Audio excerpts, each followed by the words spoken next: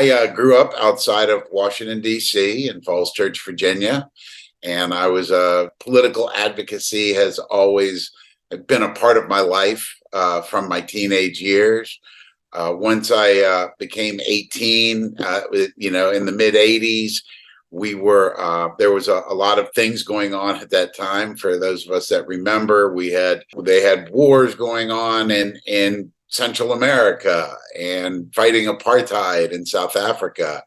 And at the same time, cannabis legalization and decriminalization was something that was important to me even then, and used to participate in the normal smoke out in Washington on the 4th of July every year. As I said, most of my focus in those years was really fighting to end apartheid in South Africa for what I consider to be a more sane foreign policy in Latin America. It really bothered me that for a nation that espoused democratic values, you would sit there and see us supporting some really awful governments around the world, and of course at that time everything was just veiled in the idea that we were fighting communism. I guess what really hit me at that point was one of my neighbors had been a political prisoner in the Philippines under Ferdinand Marcos.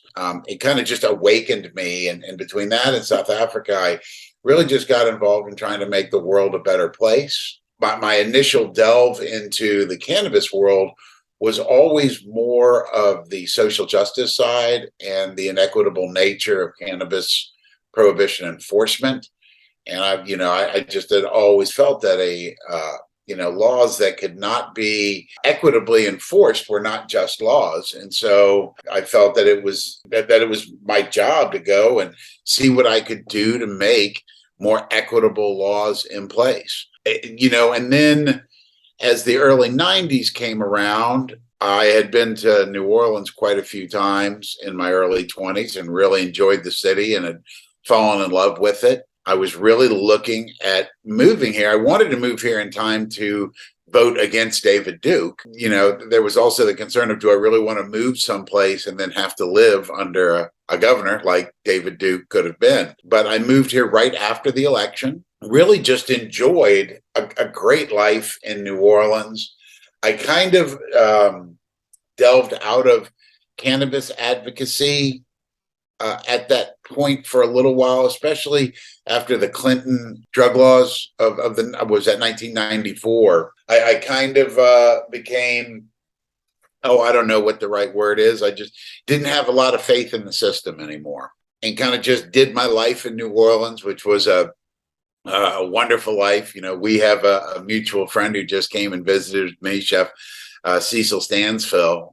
But it was a great time, great camaraderie. It was an interesting time because and I worked in the hospitality industry as well, and I worked in a bar where a lot of the chefs came, so became great friends with those. What I loved about New Orleans was the fact that all walks of life, all shades of color, all kind of hung out at the same bar.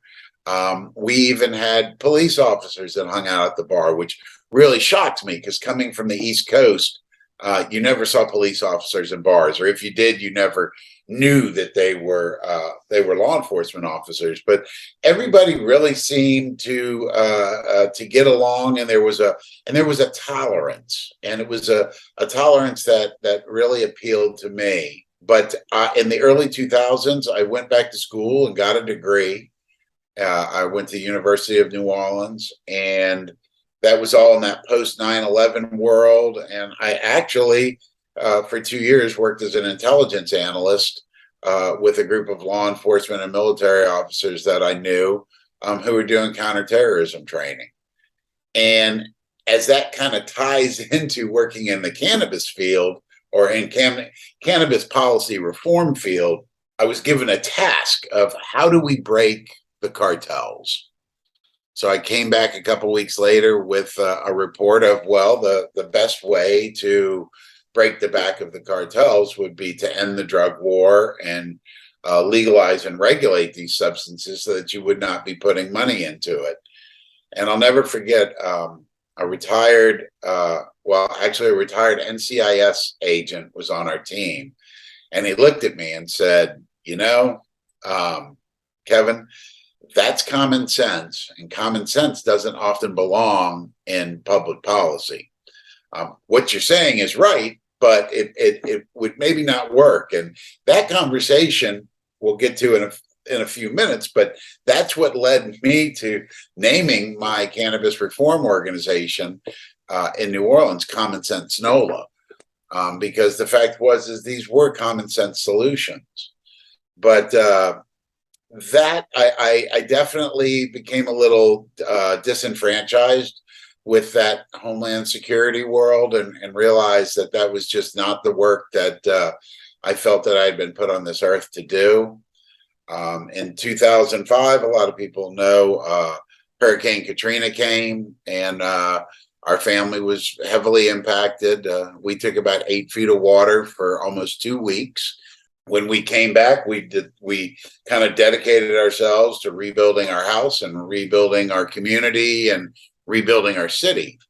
And I ended up becoming involved with the neighborhood association, and we are still considered the Broadmoor is the neighborhood that I lived in, and we are still considered in disaster recovery circles as probably one of the great stories to come out of Katrina. And I served as the vice president of that organization, and I served on its board for almost 12 years.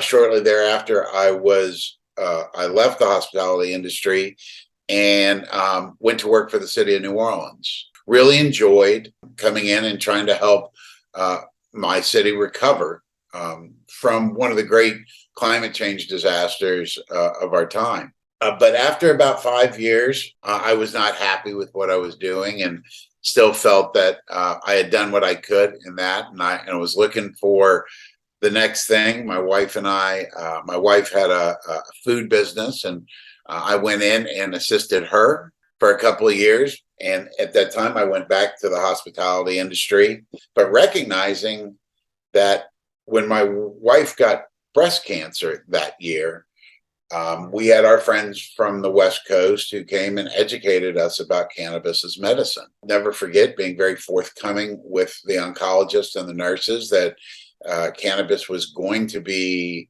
part of the regimen that we did in addition to chemotherapy and radiation, and that this is what we were going to do to help mitigate the side effects of, we can't have a treatment that can be truly almost as horrific as the disease that it's meant to cure.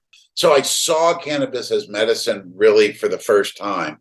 And I guess just being straight up, I never, there was some states by that time that had, of course, medical cannabis, but I was never sure of the efficacy of it, or whether or not it was just a veil for consumers just to be able to, enjoy the plant that the creator gave us, which was fine with me as well. But when I really saw that and I really began educating myself on it, and I'll never forget the oncologist telling us that he couldn't approve or disapprove of our actions because it was illegal in Louisiana. And I just told him, well, I wasn't asking for his permission. I was just being forthcoming so that they knew everything that we were doing. And the whole time that the doctor was kind of shaking his head, the nurse was behind him giving me the thumbs up and saying, hey, and specifically there's anti-nausea medicine like Zofran, which takes often 45 minutes for you to feel the effects of.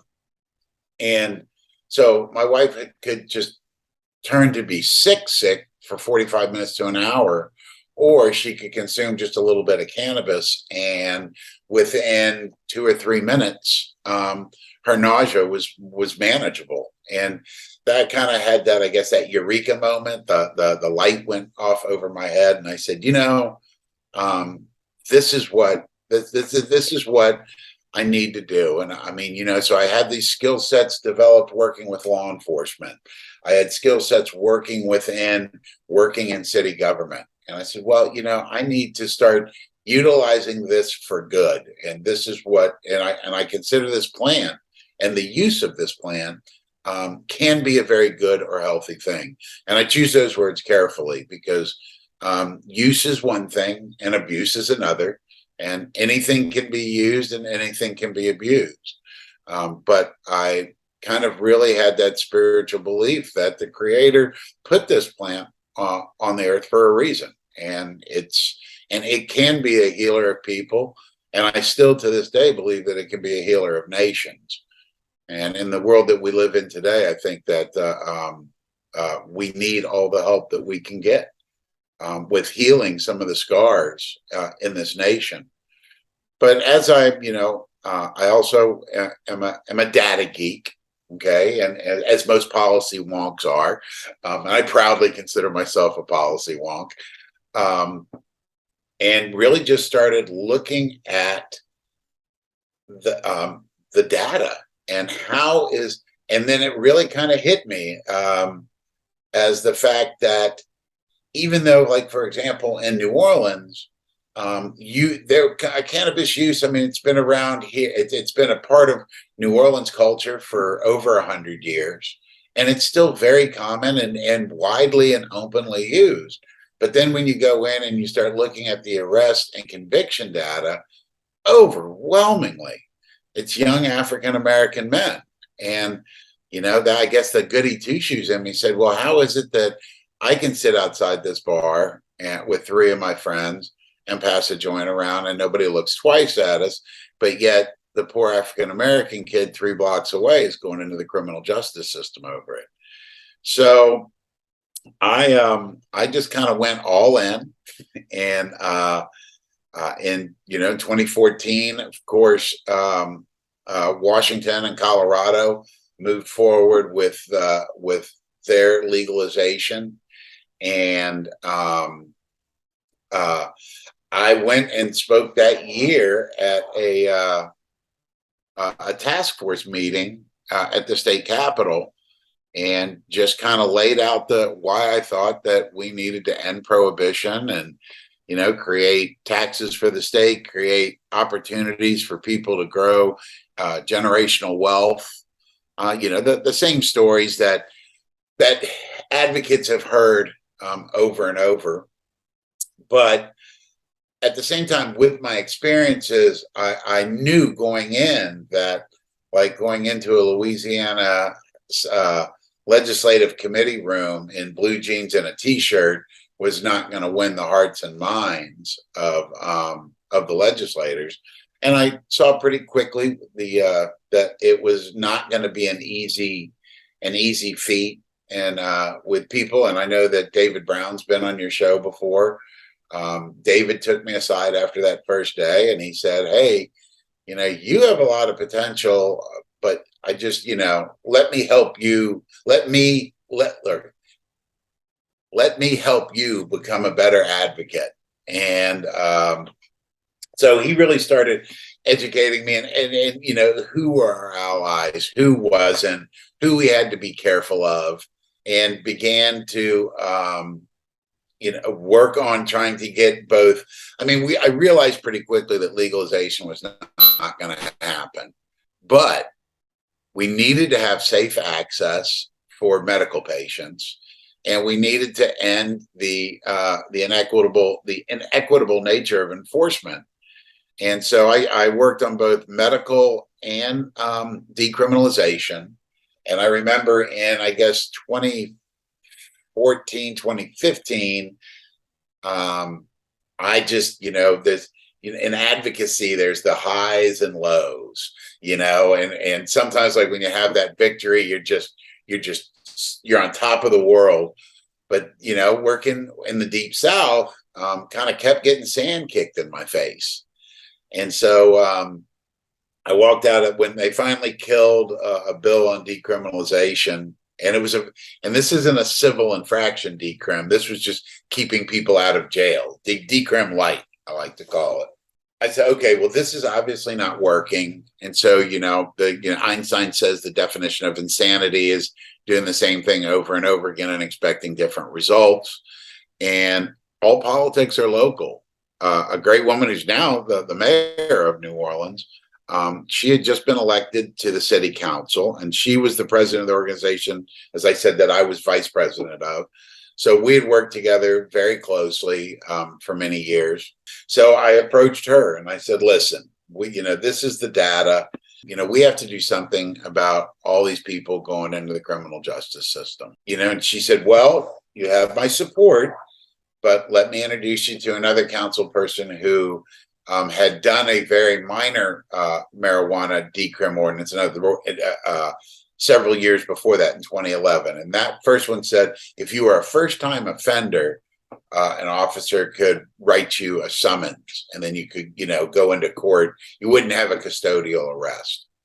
And so I asked, I met with her and I said, well, do we have any data points? What was the numbers 3 years before that as compared to the numbers 3 years after that? How effective has this policy been?